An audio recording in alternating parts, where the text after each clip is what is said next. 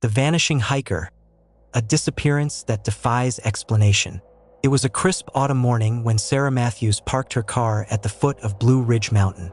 The leaves had turned a vibrant palette of orange, red, and gold, and the air had that fresh, woodsy scent that made her feel alive. As an experienced hiker, she had trekked many trails in the region, but today, she had chosen the little-known Raven's Peak. Its reputation for being rugged and remote only added to the allure. Sarah was no stranger to solitude. In fact, she welcomed it. The quiet hum of nature was a welcome break from her life as a busy journalist in the city. This hike was supposed to be a reset, a few days to clear her head before diving back into the chaos of deadlines and headlines. As she tightened the straps of her backpack, she noticed only a few other cars in the parking lot, which reassured her that the trail wouldn't be too crowded. She had done her research. Raven's Peak was not for the faint-hearted. Its steep ascents, narrow ledges, and dense forests often deterred casual hikers. But Sarah wasn't casual, and she was ready for the challenge. She set off around 8 a.m., the early sun casting long shadows on the trail. The first few hours were invigorating, the ground beneath her feet crunching with dried leaves, and the occasional rustling of wildlife in the distance. Sarah made good progress, stopping occasionally to take pictures of the breathtaking views. But as she ventured deeper into the forest, the landscape began to change. The trees grew denser, the light dimmer, and the path narrower. There was an eerie stillness here, one that made her pause for a moment, questioning if she was still on the right track. She pulled out her map to check her bearings. The trail markers were sparse, and according to the map, she should have reached a small clearing by now.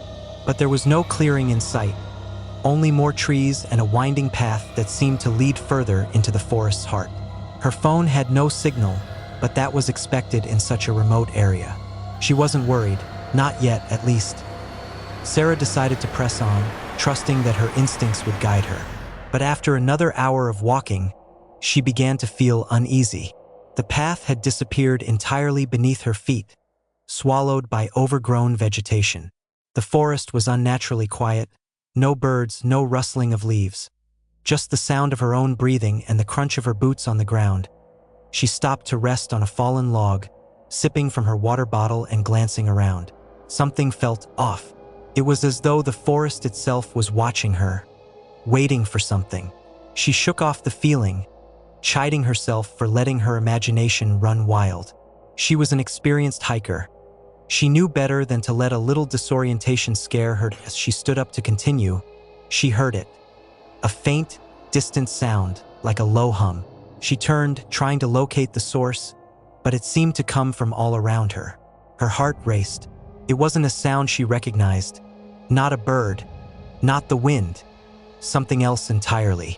She began walking faster, hoping to find the trail again, but the hum persisted, growing louder with each step. After what felt like an eternity, she stumbled into a small clearing. Relief washed over her, but it was short-lived.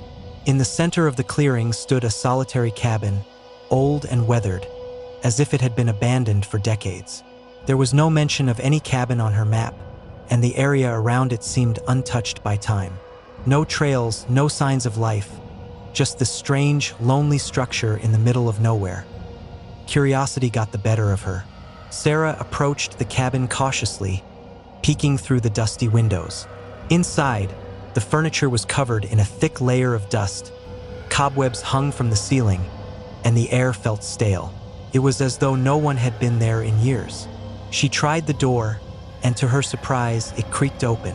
Inside, the temperature dropped sharply, making her shiver.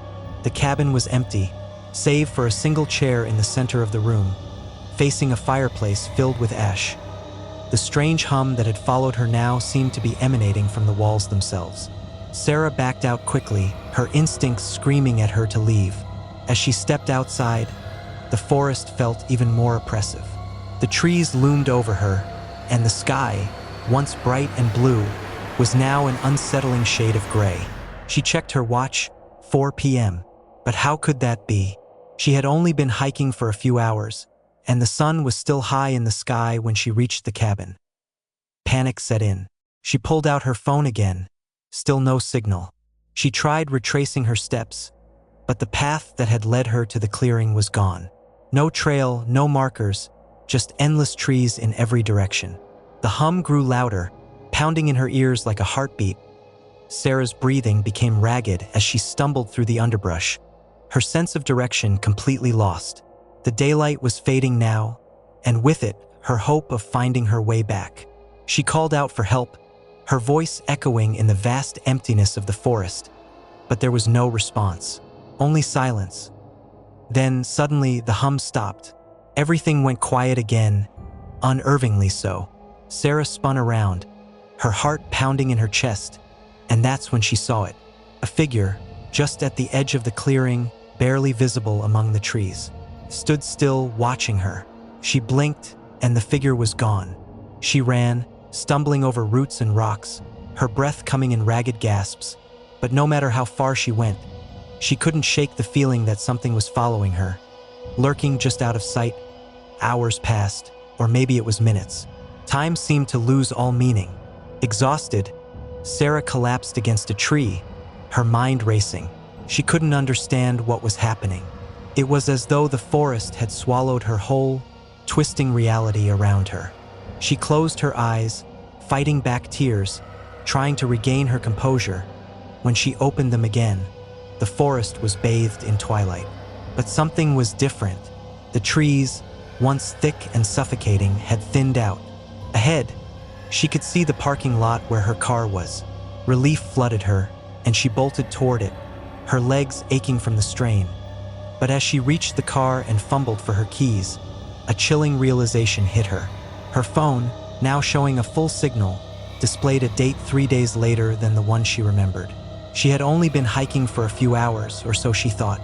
But somehow, inexplicably, she had lost 3 days. Back in town, the search teams were puzzled. They had scoured the mountain for days, but there had been no sign of her. No tracks, no belongings, nothing. Sarah was safe, but the mystery of her disappearance defied explanation. She never returned to the mountains after that day. And the strange, low hum that haunted her in the forest? She still hears it sometimes, late at night, just before sleep takes her.